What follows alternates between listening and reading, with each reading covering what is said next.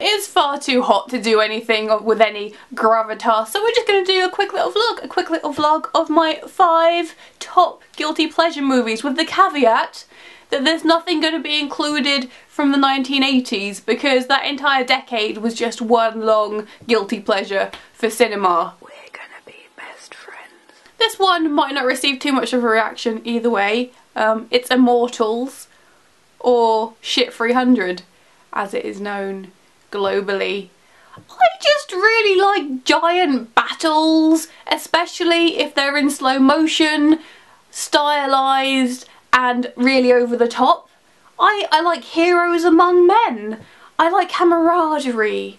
I just want loads of legend wars. Any sort of legend war, I'm gonna watch it. Lord of the Rings was like an 11-hour dopamine hit for me.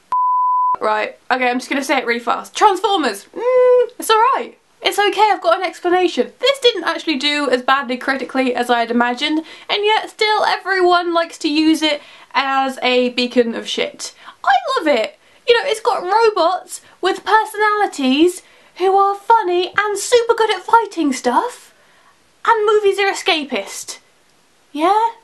Put your hands together. Oh, that's an argument without a counter argument, which probably, is that an argument still? Linguistics escaped me. And I love Shia LaBeouf. I'm just going to admit to all my sins. I like Shia LaBeouf. I like Transformers. I've got another movie coming up in a minute which you're going to hate.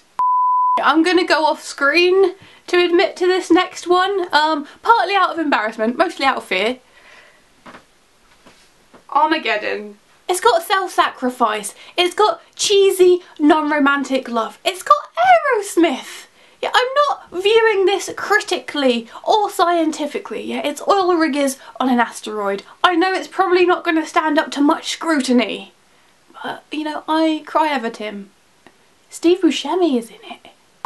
Cruel Intentions. Now, I'm not really even sure if this constitutes a guilty pleasure movie, but it sure does feel like a guilty pleasure. Especially, you know, at the end when I'm crying into my now overly salty bowl of Nesquik and I accidentally look down and sort of catch a glimpse of myself still naked from an earlier scene. You know, it's a very humbling time. Like that 5 minutes after you watch Cruel Intentions, you just have to sort of reassess some of the decisions that you've made. And my final choice is Cheaper by the Dozen. One, because I had a rule that I couldn't have any 80s movies, and any guilty pleasures list needs at least one Steve Martin movie in it. 2, it's fun and heartwarming. And 3, because I used to have a huge crush on Jacob Smith, who plays Jake. But I looked him up on Facebook earlier today, accidentally actually. I accidentally stumbled upon him. Normal, healthy. And yeah, it turns out time has not been kind to Jacob Smith. Not a good adult. I mean, I still would. Can't be picky. But just updating you, if anything, if you're interested. Public service announcement.